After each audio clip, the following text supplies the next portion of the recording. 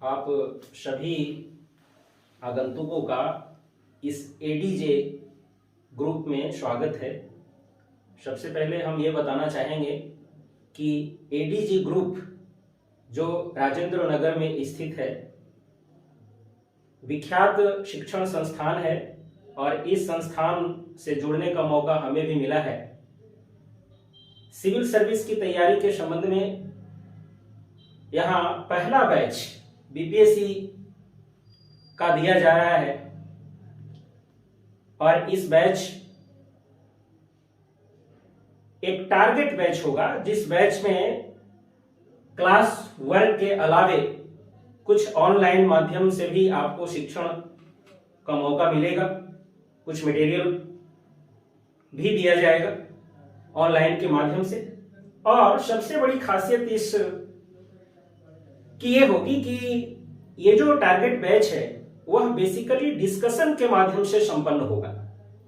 जो सामान्यतः हम घरों में बैठकर इसका प्रैक्टिस करते हैं, लेकिन आपको एक प्लेटफॉर्म है एडीजी ग्रुप जो डिस्कशन उसके अंत में जुड़ा भी है। तो इसी को चरितार्थ करते हुए इस बैच की शुरुआत किया जा रहा है और आज इसका पहला क्लास है। और इस पहले क्लास में हमने प्रारंभ किया है आधुनिक भारत, जो प्रायोगिक परीक्षा में आपका बीपीएससी में भारतीय स्वतंत्रता संग्राम के नाम से जाना जाता है। इसका पहला चैप्टर यूरोपीय व्यापारियों का आगमन हम प्रारंभ कर रहे हैं। आपको पता है कि भारत की स्वतंत्रता जिस जद्दोजहद से मिली, उसके संबंध में यूरोपीय व्यापारियों की लालच कहां से शुरू हुई, इसका एक प्रसंग आपको बताएंगे। और यह पूर्व भी आप जानते भी कुछ हैं कि पहली बार जब वास्को डी गामा पुर्तगाल से चलकर समुद्री मार्ग से जब कालीकट पहुंचा, तो काली मिर्च का होने वाला व्यापार जमोरिन की इजाजत से जो शुरू हुआ और 60 गुने की मुनाफा यूरोपीय क्षेत्रों में की व्यापारी कंपनियों में एक होड़ सी मचा दी। और यह होड़ सिर्फ छोटे से देश पुर्तगाल तक ही सीमित नहीं रहा। आपके फ्रांस, इंग्लैंड, डेनमार्क के क्षेत्रों और एक नीदरलैंड के क्षेत्रों में भी कोलाहल मचाया। औद्योगिक क्रांति यूरोपीय क्षेत्र का एक अद्भुत क्रांति है जिसने पूरे विश्व को प्रभावित किया है और पूरे विश्व में अपने बनने वाले सामानों की खपत के लिए बाजार ढूंढने का प्रयास किया है। और ऐसे प्रयासों में ही समुद्री मार्ग के रास्ते, समुद्री रास्तों के खोज के रास्ते भारत की तरफ वास्को डी गामा पहली बार पहुंचा था। आपको पता है, प्रारंभिक कक्षाओं में कुछ पढ़ा भी होगा, लेकिन प्रायोगिक परीक्षा में जहां संदर्भ में इसका आता है, विशेष रूप से पुर्तगालियों का भारत के जो प्रमुख केंद्र है वह कालीकट तक ही सीमित नहीं रहा।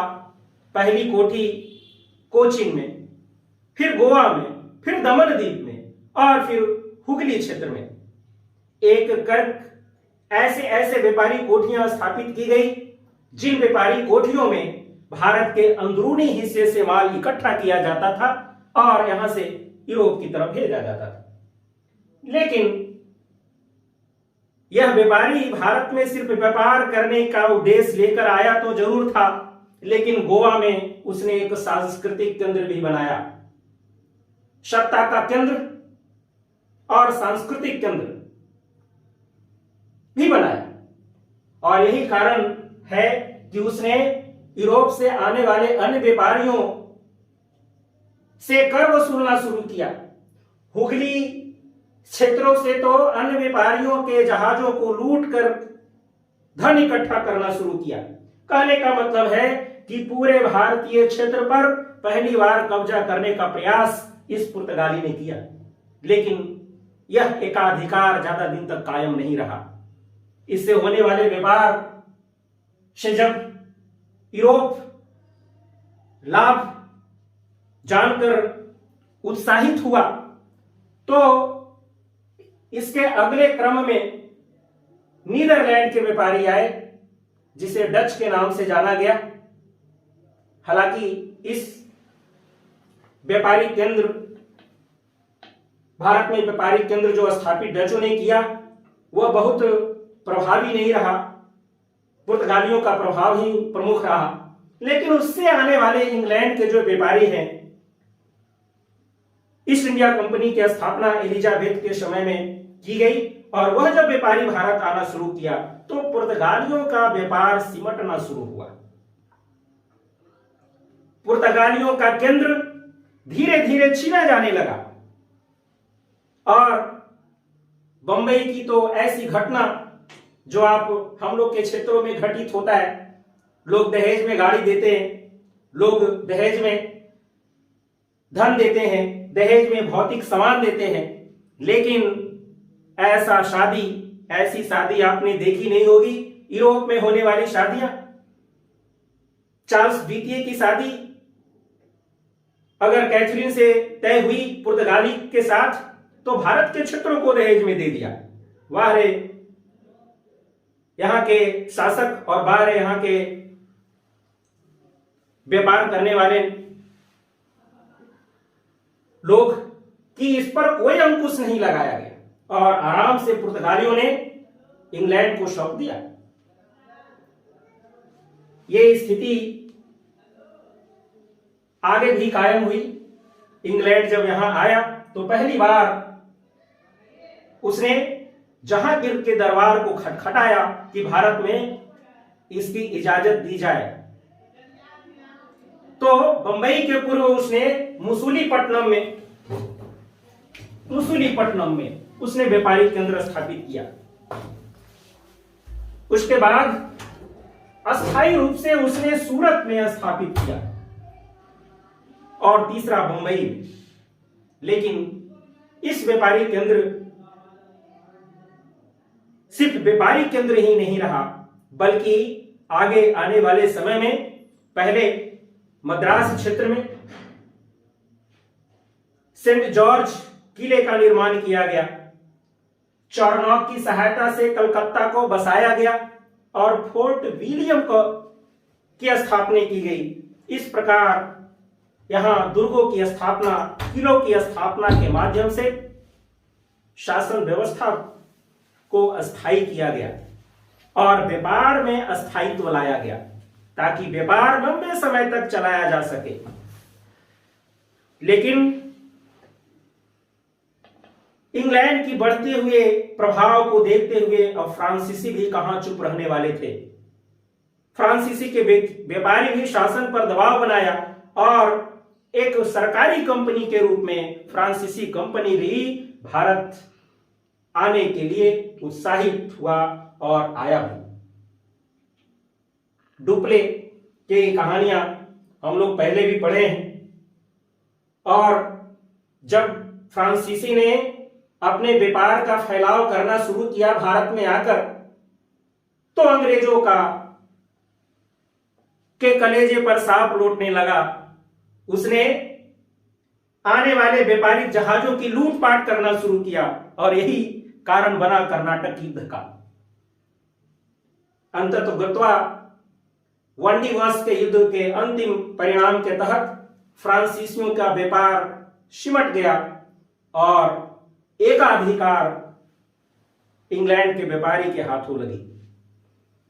इसी के तहत व्यापारी के रूप में आया हुआ अंग्रेज अब बंगाल पर शासन स्थापित करना शुरू किया। क्लाइव के माध्यम से बंगाल में द्वैध शासन स्थापित हुआ और अब शासन तंत्र कंपनी के माध्यम से शुरू हो गया और चल पड़ा उसका व्यापारिक गतिविधियों का अस्थायित्वकरण, जिसने भारत में रहकर न सिर्फ व्यापार किया बल्कि भारतीय संस्कृति को प्रभावित किया,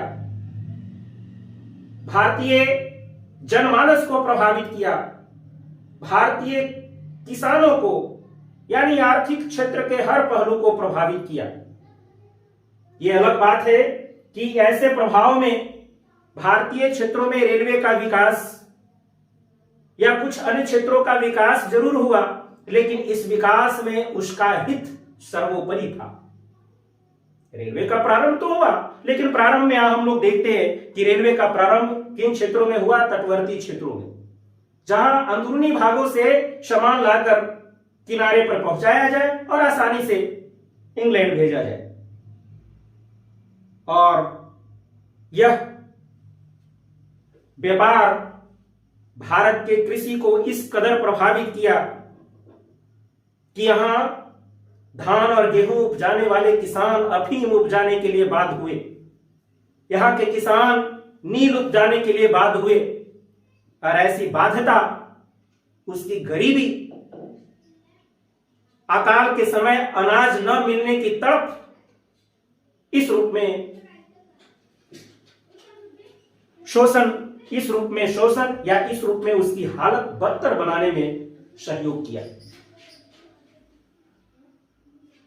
ऐसी स्थितियां पैदा होने के बाद उद्योग की गतिविधियां भी चरमरा गई। यहां कुटीर उद्योग नष्ट होने लगा, क्योंकि विदेशों से बने हुए सामान भी अब भारत में आने लगे। यहां से जाने वाले काली मिर्च, मलमल अब बाहर से आने वाले सामान भी भारतीय शोषण का जरिया बना। और दादा भाई नेहरू ने बाद में आकलन भी किया कि धन निकासी इस रूप में हो रहा है भारतीय क्षेत्रों से कि गरीबी अपने चरम स्थिति में आ गया है। और जिन ब्रिटिश क्षेत्रों में ऐसी शोषणकारी नीतियां अपनाई गई, वह क्षेत्र आज भी अपनी गरीबी से कराहता है। उड़ीसा, बंगाल, बिहार इन क्षेत्रों में शामिल है। तो अंततः इन व्यापारिक कंपनियों में अंग्रेज सर्वोपरि रहा, ये बात सिद्ध होती है। अगली कक्षा में हम इसकी कुछ और भी चर्चाएं करेंगे, लेकिन अभी आज का पहला क्लास है और पहले क्लास के माध्यम से कुछ शुरुआत किया है। आप सबसे आग्रह है कि हमारे एडीजी ग्रुप में शामिल होकर हमें सहयोग दें और बीपीएससी का जो टारगेट बैच है उसमें सफलता प्राप्त करें। अंत में हम अपना थोड़ा परिचय भी देना चाहेंगे। मेरा नाम प्रमोद कुमार है और यह पहला बीपीएससी नवादा की धरती पर नहीं है। इसके पहले भी 3 बैच यहां हम दे चुके हैं और इसमें बैच देने के क्रम में कई सफलताएं मिली। आप भी यहां बैठे हुए हैं, इसमें कुछ सफल विद्यार्थी जो अक्सर ये हमेशा पीटी और मेंस दे रहे हैं। और पहले बैच में ये हम उपलब्धि हमारी ये रही कि पहले बैच में हम जब 34 लड़कों का बैच दिए थे, उसमें 9 लड़के पीटी क्वालिफाई किए थे। और हिसुआ क्षेत्र में भी हमने 10 लड़कों का बैच दिया था, वहां से भी 2 लड़के अभी मेंस अक्सर देते रहते। तो आप, ये तो मेरी बात है, लेकिन जब तक आप यहाँ नहीं आए, तब तक और लोग आपके साथी नहीं आएंगे, तब तक हमको समझेंगे नहीं। और कैसा, कम से कम एक बार आप यहाँ बरकरार रहें और अपने साथियों को लाएं ताकि वो हमें समझ सकें और एक मौका हमें भी दें कि उन्हें समझा सकें कि कैसा तैयारी होती है और क्या किया जाता है। ठीक है, ओके, थैंक यू।